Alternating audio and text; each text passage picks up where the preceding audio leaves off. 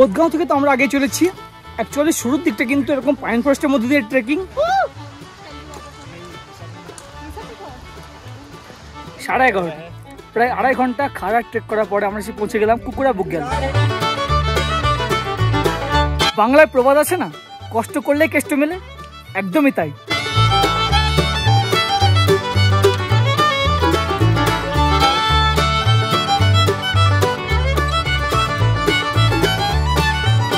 রাত্রি 3টে, আমরা পুরো রেডি।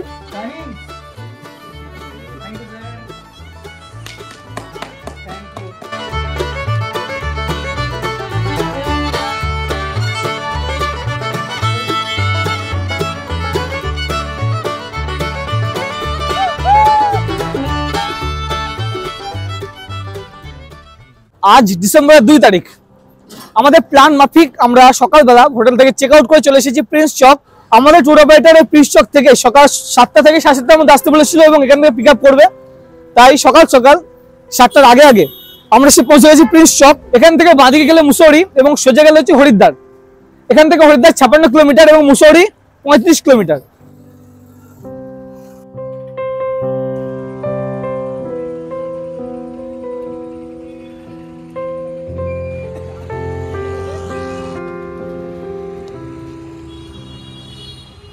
সকাল সকাল দেরাদুনের প্রিন্স চক থেকে টেম্পো ট্রাভেলার্সে করে যাত্রা শুরু করে আমরা এগিয়ে চললাম আমাদের গন্তব্য সাংকরির উদ্দেশ্যে। দেরাদুন থেকে সাংকরির দূরত্ব প্রায় 200 কিলোমিটার।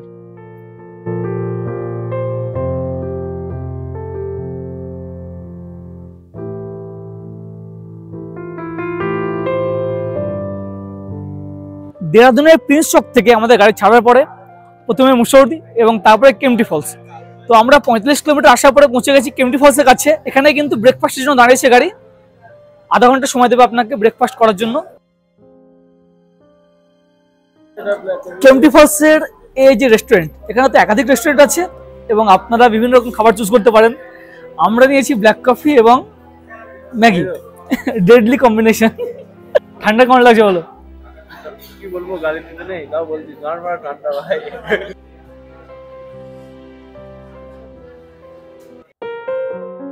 ব্রেকফাস্টের পরে অসামান্য প্রাকৃতিক সৌন্দর্যকে দেখতে দেখতে আমরা আবারও আগে চললাম আমাদের গন্তব্যের উদ্দেশ্যে এবং যাবার সময় আমরা থেমে গেলাম যমুনা পুলের কাছে। এখানকার প্রাকৃতিক সৌন্দর্য আপনাকে আরো কাছে থেকে দেখাবো বলে।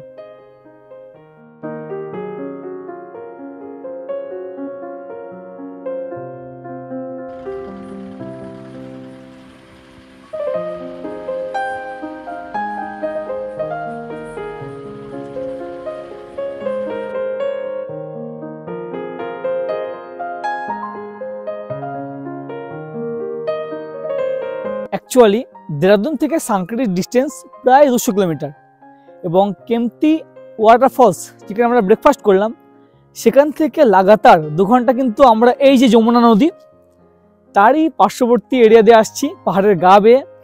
অপূর্ব সুন্দর প্রকৃতি। এই সমস্ত চত্বর আপনি যেদিকে তাকাবেন সেদিকে তাকিয়ে মুগ্ধ হবেন। ঠান্ডা খুব একটা নেই, রোদের কিন্তু বেশ তেজ, যেহেতু দূষণমুক্ত এরিয়া সেই কারণে রোদের যথেষ্ট তেজ আছে। হালকা হাওয়া দিচ্ছে, ঠান্ডা হাওয়া, সেই কারণেই জ্যাকেট ট্যাকেট পরে আছি। তবে কিন্তু এই রোদে একভাবে যদি জ্যাকেট পরে থাকা গরম লেগে যাবে। এইচপির পাম্পে গাড়ি দাঁড়িয়ে গেল ফুয়েল ভরার জন্য, সেই সুযোগে আমরা একটু ফ্রেশ হয়ে নিলাম। উত্তরাখণ্ডের পেট্রোলের দাম কিন্তু আমাদের পশ্চিমবঙ্গের চেয়ে অনেক কম, 94 টাকা 64 পয়সা।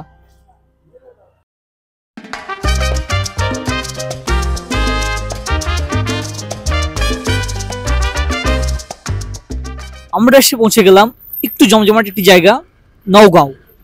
এখান থেকে দুটো রাস্তা যাচ্ছে, একটা বাম দিকে আমরা চলেছি সাংকরির দিকে এবং ডান দিকে যে রাস্তা চলে গেল এখান থেকে যমুনোত্রী।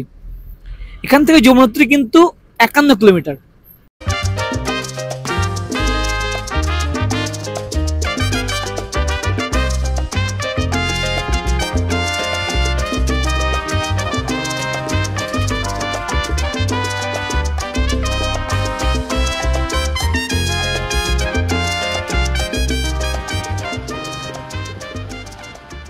ঘড়িতে সময় দুপুর 2টো।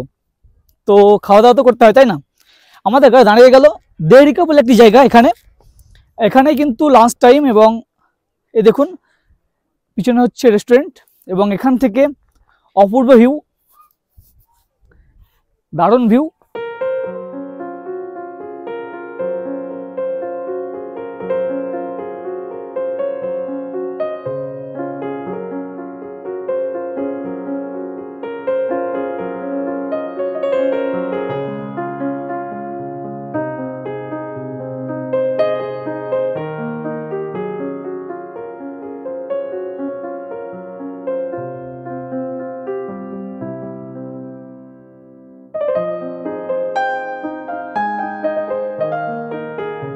সন্ধ্যা 5:45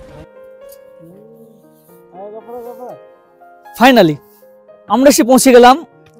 অ্যাকচুয়ালি অন্যান্য ট্যুর অপারেটর কিন্তু সাংকরি রাখে, এটা হচ্ছে কোদগাঁও, সাংকরির পাশে একটি গ্রাম, অফবিট একটি গ্রাম, এবং এই 200 কিলোমিটার জার্নি পুরো অ্যাডভেঞ্চারে ভর্তি। কোদগাঁওতে আসার পরে এই হচ্ছে আমাদের বরাদ্দ হোটেল, এবং তার রুম এরকম। আচ্ছা, লম্বা ব্যালকনি, তারই পাশে রুমগুলি। হাই, এটা হচ্ছে আমাদের রুম, যেখানে 3 জনে থাকার বন্দোবস্ত। প্রত্যেকটি কিন্তু সিঙ্গেল বেড, আলাদা আলাদা সিঙ্গেল বেড আছে। এপাশে সিঙ্গেল বেড এবং মোটা ব্ল্যাঙ্কেট দেওয়া আছে, 2টো ব্ল্যাঙ্কেট। এপাশে একটি টেবিল দেওয়া রয়েছে। রুমের সঙ্গে আছে অ্যাটাচ টয়লেট, গিজার, যেটা সবার চেয়ে প্রয়োজন, এবং ওয়েস্টার্ন স্টাইল। এপাশে রয়েছে বেসিন এবং মিরর।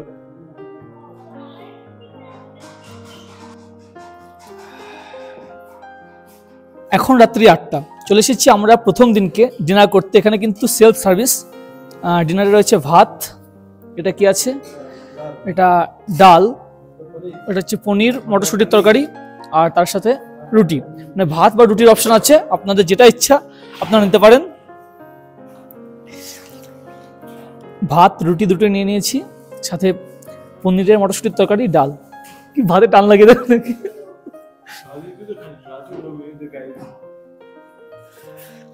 যে ট্রেকে যদি আমরা মারা যাই তার রেসপন্সিবিলিটিটা নেবে না, এই জন্য এরা সই করাচ্ছে।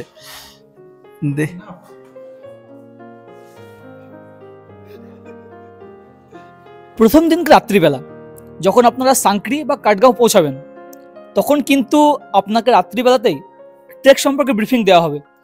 তো আমাদের যেমন ট্রেকে বলা ছিল যে সাংকরি হয়ে যোধকা তালাব, তারপরে সামিট হয়ে তারপরে যোধকা তালাবের রিটার্ন, আমরা কিন্তু অমনটা না। আমরা প্রথমে কাঠগাঁও, এখান থেকে হাড়গাঁও, তারপরে আমরা সামিট বেস ক্যাম্প পর্যন্ত যাব। এবং দেখতে পাচ্ছেন হাতে কেন ঝোলা, অ্যাকচুয়ালি এরকম একটা আপনাকে দেওয়া হবে, প্লাস্টিক যদি থাকে কিছু, এতে প্যাকে করে যে জায়গায় পার্মানেন্ট জায়গা আছে সেখানে গিয়ে ফেলার জন্য। এবং আমরা অলরেডি কিন্তু আরও কিছু হায়ার করেছি, যেগুলো সাথে করে নিয়ে আসিনি। তার মধ্যে এই ট্রেকে টোটাল টাইমের জন্য কিন্তু জুতো হায়ারের জন্য 500 টাকা লাগে। এরকম ট্রেকিং শু যদি আপনারা নিয়ে আসেন খুবই ভালো, না নিয়ে আসলে হায়ার করতে পারেন 500 করে, এবং স্টিক 200 করে। আমরা স্টিকও নিয়ে আসিনি, আমরা ভেবেছিলাম যে উডেন স্টিক নেবো, এখানে কিন্তু গাইড বলছেন যে না, এখানে উডেন স্টিক পাওয়া যায় না। এছাড়া অবশ্যই আপনারা ক্যাপ নিয়ে আসবেন, নাহলে পরে কিন্তু এরকম ক্যাপ, উলেন ক্যাপ কিন্তু আপনাকে 100 টাকা দিয়ে হায়ার করতে হবে। এছাড়া গ্লাভস আছে, গ্লাভসও কিন্তু 200 টাকা দিয়ে হায়ার করতে হবে। এরকম গ্লাভসগুলো নর্মালি কিনতে পাওয়া যায় আমাদের ওদিকে 250-300 মতো, কিনে আনতে পারেন।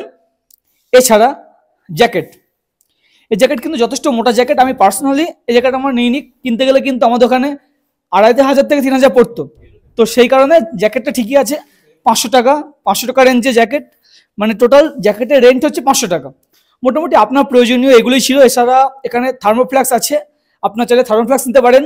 ট্রেকিং যে প্যান্ট সেগুলো নিতে পারেন, থার্মোফ্ল্যাক্সের ক্ষেত্রে 400 টাকা লাগে, এবং ট্রেক প্যান্টের ক্ষেত্রে কিন্তু 300 টাকা লাগে। এছাড়া কিন্তু টর্চ, আরেকটা জিনিস দেখাতে ভুলে গেছি, এ হচ্ছে হেড টর্চ। এই জিনিসটা লাগবে আমাদের একটাই কারণটা হচ্ছে আমরা তো ইয়েতে যাবো, লাস্ট যেদিন সামিটে যাব সেদিন কিন্তু মানে ভোরবেলা 8টার সময় বার হতে হবে, তখন এই হেড টর্চটা লাগবে। হেড টর্চ কিন্তু 150 টাকা করে নিচ্ছে। তো মোটের উপরে এদের যা প্যাকেজ, তার বাইরে কিন্তু যদি আপনারা নেন 1500 প্লাস কিন্তু আপনার খরচ হবে, এ হচ্ছে ব্যাপার। তো প্রথম দিন রাত্রে এই পর্যন্তই। আমরা কালকে সকালে এখানে উঠবো, এখানকার কিছু ভিউ আপনারা দেখানোর চেষ্টা করব। সুপ্রভাত বন্ধুরা, দ্বিতীয় দিনে কোদগাঁও থেকে আপনাকে স্বাগতম। দেরাদুন থেকে 200 কিলোমিটার দূরে হচ্ছে এই কোদগাঁও। অ্যাকচুয়ালি সাংকরি যে গ্রাম আপনারা শুনে থাকবেন, সাংকরি ঠিক পাশে হচ্ছে কোদগাঁও। দুটো গ্রামের ডিস্টেন্স হচ্ছে 3 কিলোমিটার মতো।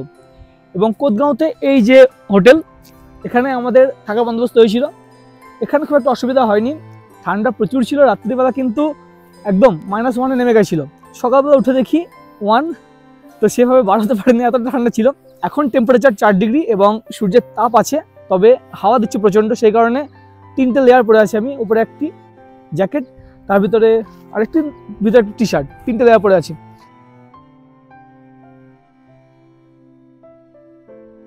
এবং আমাদের মোটামুটি সকালে ব্রেকফাস্ট কমপ্লিট। দ্বিতীয় দিনকে কিন্তু সকাল 7:30টার সময় বেড টি, চা এবং 8:30টার সময় ব্রেকফাস্ট করার পরে এবার আমাদের ট্রেক স্টার্ট হবে।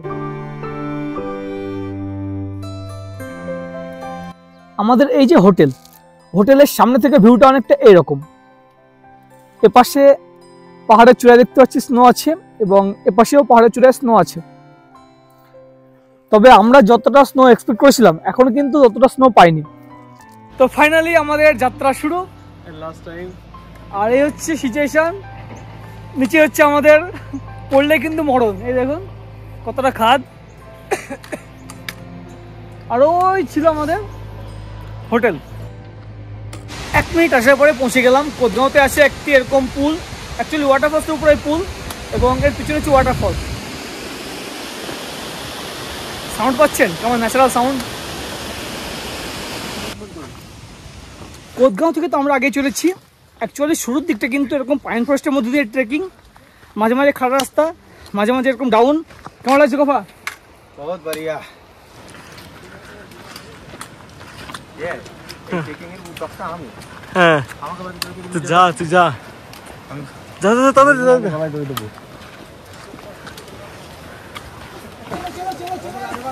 आगे बढ़ो भाई, चलते रहो भाई, आगे बढ़ो। ये देखो स्नो। ओ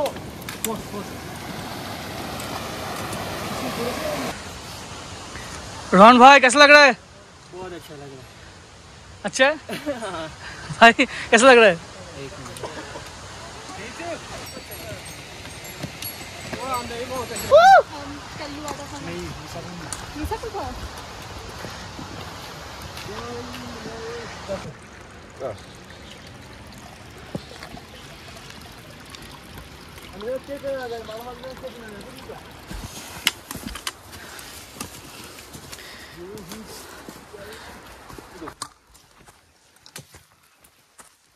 সাড়ে 11টা, প্রায় 2.5 ঘন্টা খাড়া ট্রেক করার পরে আমরা এসে পৌঁছে গেলাম কুকুরা বুকগেল।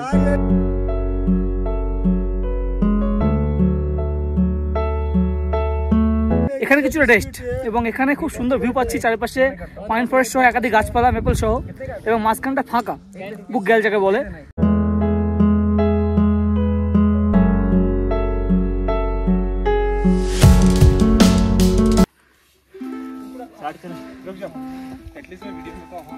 টেম্পারেচার এখন 6, তবে আমরা টি শার্টে। কেন?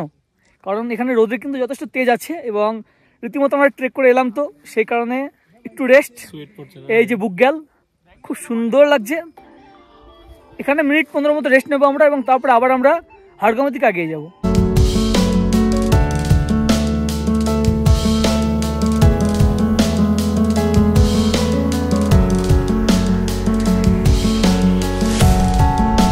বুকগেলের এখানে রয়েছে একটি পাহাড়ি ছোট্ট দোকান মতো। বুকগেল এখানে রেস্ট নেওয়ার সঙ্গে সঙ্গে কিন্তু আমরা নিয়ে নিয়েছিলাম ম্যাগি এবং চা। এখানে ম্যাগির দাম ঠিকঠাকই আছে 50 এবং চা হচ্ছে 30। তো রেস্ট নেওয়ার সঙ্গে সঙ্গে যদি মনে করেন পাহাড়ি ভাইবে এরকম পরিবেশে ম্যাগি বা চা খাবেন, খেতেই পারেন। বুকগেল থেকে আবারও যাত্রা শুরু হাড়গাঁওয়ের উদ্দেশ্যে। এখান থেকে বেশি না, বলছে ঘন্টাখানেকের রাস্তা, দেখা যাক।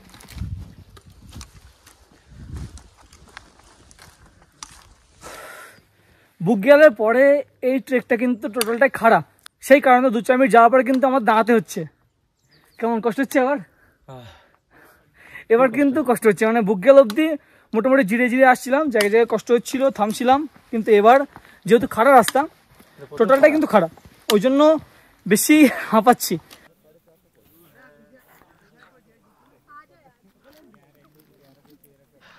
ও ফাইনালি আমরা এসে পৌঁছে গেলাম প্রথম দিনে আমাদের গন্তব্য হাড়গাঁও ক্যাম্পসাইট। লাস্ট যে বুকগিয়াল তারপরে কিন্তু যথেষ্ট খারাপ রাস্তা, মানে টোটালটাই খারাপ রাস্তা এবং আস্তে আস্তে রীতিমতো ফেটেছে। তবে হাড়গাঁওতে আমরা যে এক্সপেক্ট করেছিলাম এখানে স্নো পাওয়া যাবে, কোথায় স্নো? স্নোর কোনো অস্তিত্ব নেই।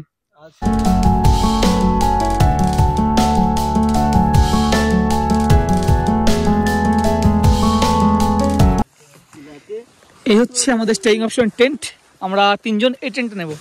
আচ্ছা, এই হচ্ছে ভিতরে তলায় ম্যাট পাতা আছে, একটা স্লিপিং ব্যাগ রাখা আছে, জায়গা ঠিক আছে যথেষ্ট।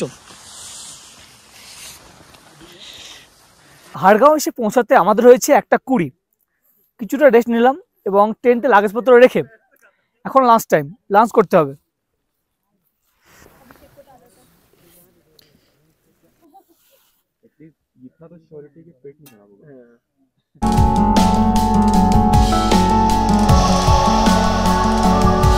বসে গেছি খেতে, নিয়ে নিয়েছি এখানে দেখুন ভাত, ডাল, পাঁপড়, শসা, ঠিক আছে হেলদি খাবার। এই ট্রেকে ম্যাক্সিমাম ট্যুর অপারেটরের প্ল্যান থাকে সাংক্রি থেকে নিয়ে গিয়ে জুদাকা তালাবে স্টে করানো, তবে আমরা হাড়গাঁওতে স্টে করেছি এবং দুপুরে লাঞ্চের পরে রেস্ট নেওয়ার পরে আমাদের নিয়ে গেছিল জুদাকা তালাব ঘুরে দেখতে।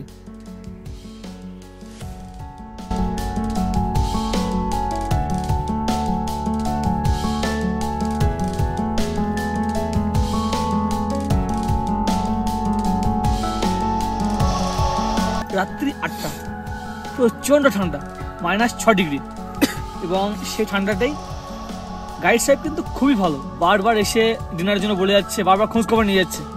আজকে রাত্রে ডিনারে ছিল ভাত বা রুটির অপশন, তো জানেন পাহাড়িতে যেটা থাকে, তার সাথে ফুলকপির একটা তরকারি, ডাল এবং গোলাপ জামুন। তো এই সমস্ত খাবার দাবার নিয়ে কিন্তু বেশ জমিয়ে যাচ্ছে। তবে সূর্যের বাইরে যেটা চলে যাচ্ছে সেটা হচ্ছে ঠান্ডা, প্রচণ্ড ঠান্ডা। তো এই ছিল হাড়গাঁওয়ের প্রথম রাত্রি, এখানেই গুড নাইট, কাল সকালে দেখা হচ্ছে।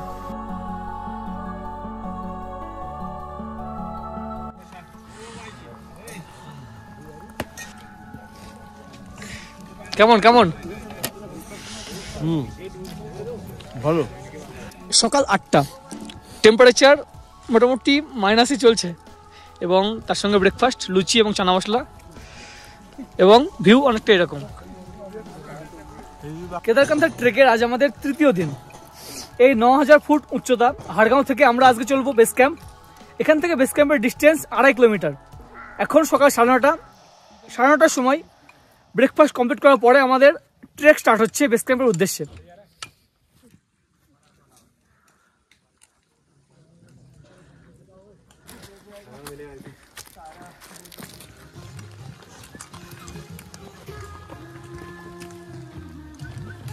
ডিসেম্বরের আজকে 4, খালি বাজে কথা, কোথাও কিন্তু স্নো নেই।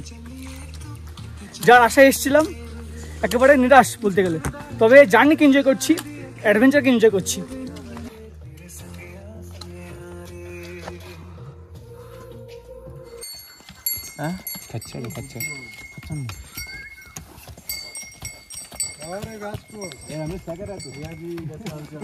सीमेंट ले जा रहे हैं।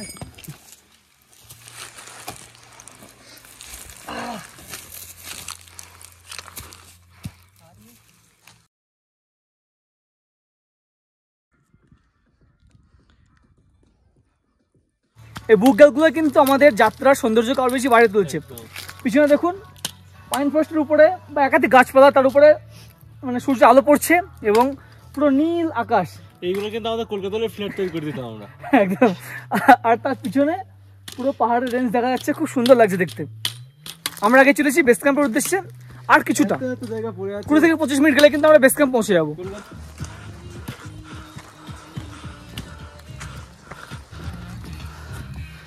মাত্র 2 ঘন্টার মধ্যে আমরা এসে পৌঁছে গেলাম কেদারকান্থা বেস ক্যাম্প, অর্থাৎ 9000 ফুট উচ্চতা থেকে 12000 ফুট উচ্চতা চলে এলাম এবং পিছনের ভিউটা অনেকটা এরকম।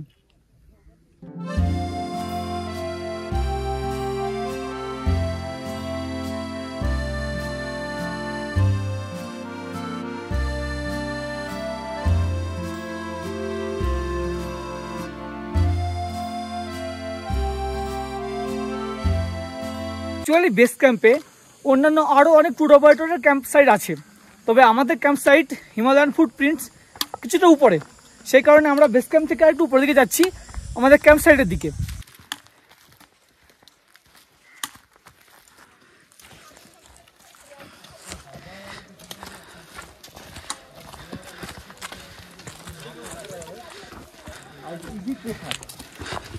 ফাইনালি আমরা এসে পৌঁছে গেলাম আমাদের camp site Himalayan footprints.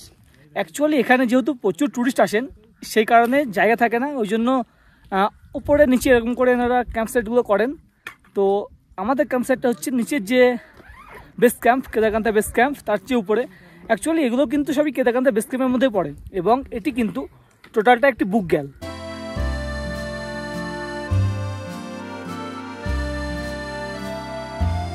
কেদারকান্তা base ক্যাম্পে তৃতীয় দিনকে আমাদের এখন লাঞ্চ টাইম। লাঞ্চে আছে ভাত, একটা ভেজ আলু ফুলকপির তরকারি, সাথে সালাড, পাঁপড় এক্সেট্রা। 12,000 ফুট উঁচুতে এসে এই খাবারটা পাচ্ছি, এটাই সৌভাগ্য।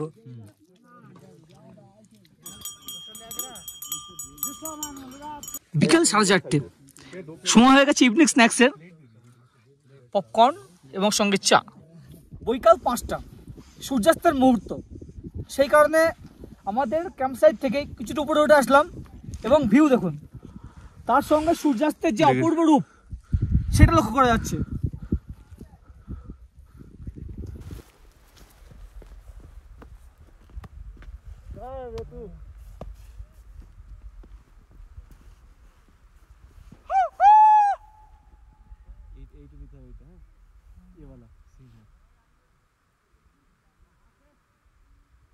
রাত্রে 7টা, প্রচন্ড ঠান্ডা, তারই মধ্যে আমরা চলে এসেছি ডিনার করতে। এই যে টেন্টের মধ্যে ডিনার, এরকম বসার বন্দোবস্ত।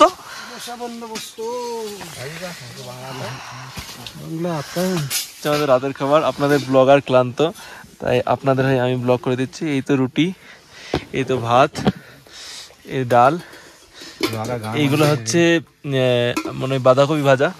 আর কি আছে দেখায় আপনাদের, ইমা এগুলো তো পায়েস। কি पूरा बैग पैक, कुछ भी लूज नहीं रखना बाहर। और अपने को लेके जाना पानी की बोतल, उसके लिए आपके पास छोटा बैग होगा या कुछ तो होगा, वो लेके फिर एडजस्ट करना। 2 लोग, सब लोगों का पानी लेके जाएंगे, ठीक है। और लेयरिंग प्रॉपर करना है, ऊपर से लेके नीचे तक। ग्लव्स व्लव्स सब पहन के, उलन के बढ़िया से 3-4 लेयरिंग ऊपर, पूरा जो डाउन जैकेट है और हेड टॉर्च सबका ऑन रहेगा सुबह, ठीक है। और अभी आपको गर्म पानी लगाया बाहर पीने को, वो भर लेना आधा बोतल जितना भी लगेगा। वो सुबह भी गर्म पानी दे देंगे। तो 2:30 पे आपका ब्रेकफास्ट है, तो उसके अकॉर्डिंग आप उठ जाना। पहले का अलार्म लगाना, जिसको लगेगा मुझे आधा घंटा लगता है रेडी होने में, तो 2 बजे उठ जाना। जिसको लगता है मुझे 1 घंटा लगेगा रेडी होने में, तो 1:30 बजे उठ जाना, ठीक है। ऐसा नहीं आपको कोई वेकअप कॉल मिलेगा।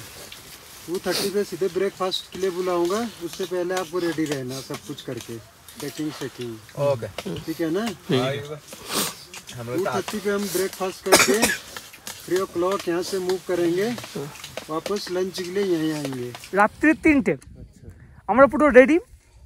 আমরা এবার স্টার্ট করব আমাদের ট্রেকিং সামিটের উদ্দেশ্যে।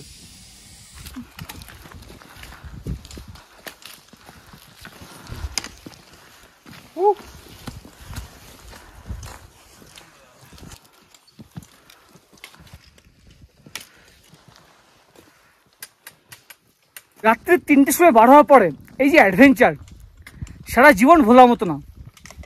কেমন লাগছে বলো? দারুণ। ও টোটালটাই খাড়া রাস্তা, সেই কারণে কিন্তু ফাটছেও এবং গাঁট ফাটা ঠান্ডা। এই দেখুন সব স্নো। ওফ, এবার মনে হচ্ছে ট্রিপটা সার্থক হচ্ছে আস্তে আস্তে।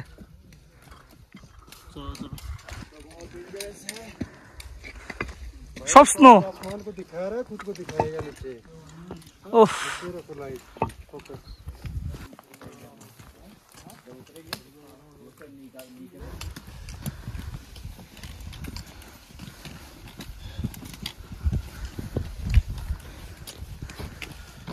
ঘড়িতে সময় 5টা 50, প্রায় 2 ঘন্টা 50 মিনিট আমরা খাড়ায় ট্রেক করে আসার পরে প্রায় পৌঁছে গেছি। আর মোটামুটি 50 মিনিটের মতো উঠলে কিন্তু আমরা একেবারে পিকে পৌঁছে যাব। তবে সুস্থ শরীর ব্যস্ত করতে আসা, মানে প্রচণ্ড ফাটছে। টোটালটাই খারাপ রাস্তা, মানে খারাপ না, টোটালটাই খারাপ। ভাগ্য হলো যে বরফ নেই, জায়গায় জায়গায় ফ্রস্ট হয়ে আছে। বরফ থাকলে কিন্তু মানে আরও বেশি কষ্ট হতো। এক অন্যরকম ফিলিংস। মানে দেখুন প্রায় 5:30 বাজে চললো, কিন্তু এখনও সূর্যের কোনো নাম নিশান নেই। এখানে 6:35 নাগাদ সূর্যোদয় হয়, সেটা দেখতে আসার জন্য কিন্তু এ উপরে আসা এবং ভিউ দেখতে আসা।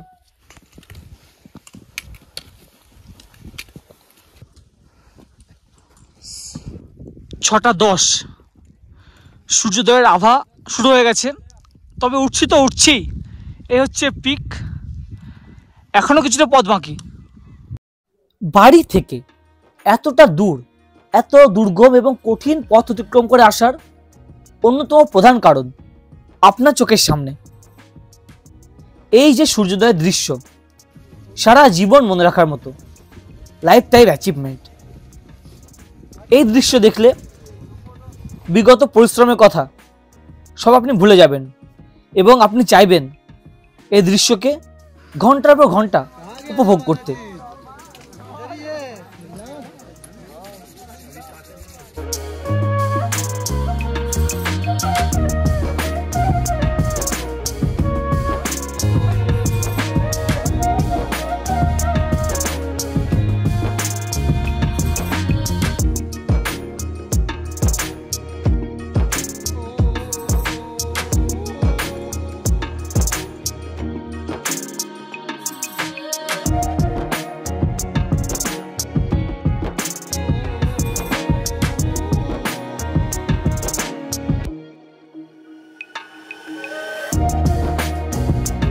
বাংলায় প্রবাদ আছে না, কষ্ট করলে কেষ্ট মেলে, একদমই তাই। অনেকটা কষ্ট করার পরে আমরা পৌঁছে গেছি সামিটে, 12,500 ফুট। আর সুকুন বলে শব্দটা না, এখানে এসে একদমই তাই। পুরো স্বর্গীয় দৃশ্য, পাহাড়ের উপর থেকে চারিপাশের দৃশ্যটা কেমন, অনুভূতি কেমন? इंसेन भाई इंसेन। आओ जो दर्द होगा उसके बाद जो मिलेगा भाई वो पैसा वसूल है, पैसा वसूल। গমা কেমন লাগলো বল, इधर কেমন লাগলো বল? बहुत अच्छा है। এখানে অনেকটাই সময় অতিবাহিত হবে। আমরা প্রায় ঘন্টা 3 সময় অতিবাহিত করলাম সানরাইজে পরেও। এবার আমরা কিন্তু এখান থেকে আস্তে আস্তে নেমে যাচ্ছি। আমরা আজকে সরাসরি কোদগাঁও নেমে যাব।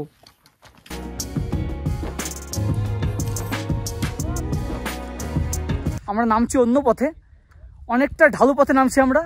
এই দেখুন কতটা নিচে নামতে হবে, কতটা নিচে মানে কতটা ঢালু পথে নামতে হবে। এবং ভিউ দেখুন জাস্ট, ও দারুণ ভিউ। এই পথে নেমে এলাম, অনেকে দেখছেন নামছে। অ্যাকচুয়ালি প্যাকেজে কিন্তু এখান থেকে যাওয়ার পরে বেস ক্যাম্পে গিয়ে লাঞ্চ বা ব্রেকফাস্ট করার পরে যে হাড়গাঁওতে স্টে থাকে। তবে আমরা ডিসাইড করেছি যে না, আমরা হাড়গাঁওতে স্টে করব না, সরাসরি আমরা কোদগাঁও নেমে যাব। সেই কারণেই তড়িঘড়ি নেমে যাচ্ছি।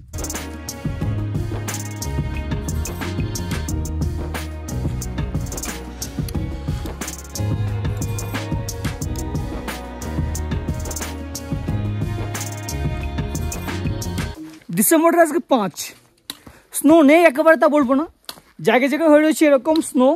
তবে যেটা ব্যাপার, যদি বেশি স্নো থাকতো সেক্ষেত্রে কিন্তু আরও ডিফিকাল্ট হতো এই ট্রিপটা। এই দেখুন কেদারকান্তাতে রাত্রিবেলা টেম্পারেচার যায় -14 থেকে -16, সেই কারণে জল জমে পুরো বরফ হয়ে আছে। এটা কিন্তু জল জমে বরফ, স্নোফল না। সকাল 10টা, সামিট কমপ্লিট করার পরে আমরা ফিরে এলাম আমাদের কেদারকান্তা বেস ক্যাম্পে।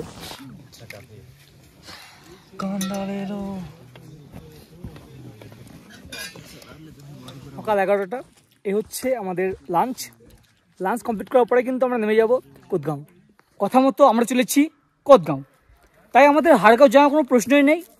সেই কারণেই কেদারকান্তা বেস ক্যাম্প থেকে আমরা একটি অন্য রুটে নামছি, একটি শর্টকাট রুটে। এই রুটেও বেশ দারুণ। আপনারা যদি মনে করেন যে এভাবে প্ল্যান করবেন সেটাও করতে পারেন, সরাসরি আপনারা বেস ক্যাম্প থেকে সাংকড়ি বা কোদগাঁও নামতে পারেন। বা যদি মনে করেন যে হাড়গাঁও বা আপনার জোদাকাতলা স্টে করবেন প্ল্যান মাফিক, সেটাও করতে পারেন।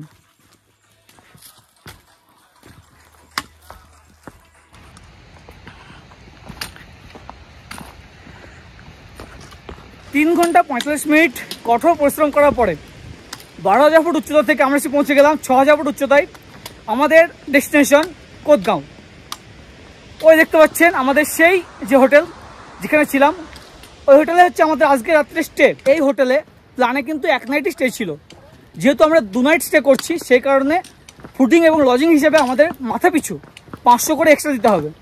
তো এটা আপনারা প্ল্যানে করতে পারেন যদি সরাসরি নামতে ইচ্ছা হয়, আর যদি থেমে থেমে নামতে চান প্ল্যান মাফিক সেভাবে করলে কিন্তু আপনার এক্সট্রা টাকা লাগবে না। Thank you sir, thank you. Certificate পেয়ে গেছি ট্রেকের, কেদারকান্থা ট্রেকের pro professional trek. Congratulation bro.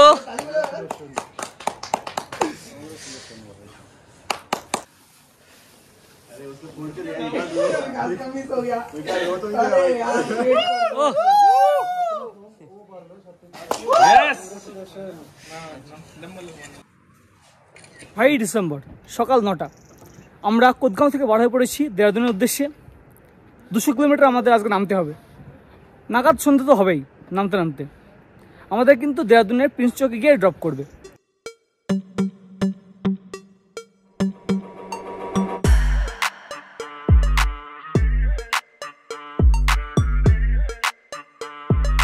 তো বন্ধুরা, সারা জীবন মনে রাখার মতো অভিজ্ঞতা নিয়ে বাড়ি ফিরছি। এই ছিল আমাদের কেদারকান্থার ট্রেক। আমি কিভাবে বুকিং করেছি সমস্ত ডিটেলস ডেসক্রিপশনে দিয়ে রাখবো।